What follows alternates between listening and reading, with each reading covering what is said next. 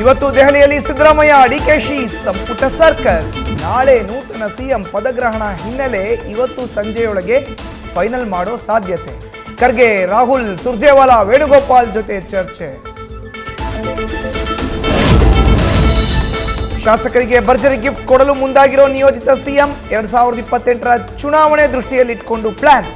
ಪ್ರತಿ ಕಾಂಗ್ರೆಸ್ ಶಾಸಕರಿಗೂ 250 ಕೋಟಿ ಅನುದಾನ ಕೊಡೋಕೆ ಚಿಂತನೆ.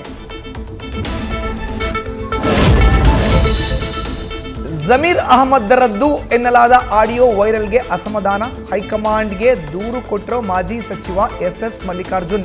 ತಮ್ಮ ಪುತ್ರನ ಎಲೆಕ್ಷನ್ನಲ್ಲಿ ಸೋಲಿಸಲು ಷಡ್ಯಂತ್ರ ಅಂತ ಆಕ್ರೋಶ. ಹೈಕಮಾಂಡ್ ಮಟ್ಟದಲ್ಲೂ ಗಂಭೀರ ಚರ್ಚೆ.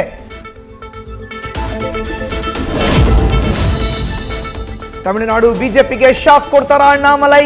ಬಿಜೆಪಿಗೆ ಗುಡ್ ಬೈ ಹೇಳಿ ಹೊಸ ಸಂಘಟನೆ ಅಥವಾ ಪಕ್ಷ ಸ್ಥಾಪನೆಗೆ ತಯಾರಿ. ಇವತ್ತು ಬಿಜೆಪಿ ರಾಷ್ಟ್ರೀಯ ಅಧ್ಯಕ್ಷ ನಿತಿನ್ ನಬೀನ್ ಭೇಟಿಯಾಗಿ ರಾಜೀನಾಮೆಗೆ ಸಿದ್ಧತೆ.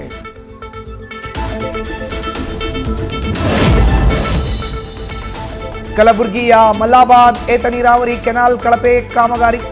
ನ್ಯೂಸ್ ಫಸ್ಟ್ ವರದಿಯ ಬೆನ್ನಲ್ಲೇ ಗುಣಮಟ್ಟ ಪರೀಕ್ಷೆಗೆ ಮುಂದಾದ ಅಧಿಕಾರಿಗಳು. ಕಾಂಟ್ರಾಕ್ಟರ್ ಅಧಿಕಾರಿಗಳ ವಿರುದ್ಧವೇ ಕೇಳಿ ಬಂದಿದ್ದ ಆರೋಪ.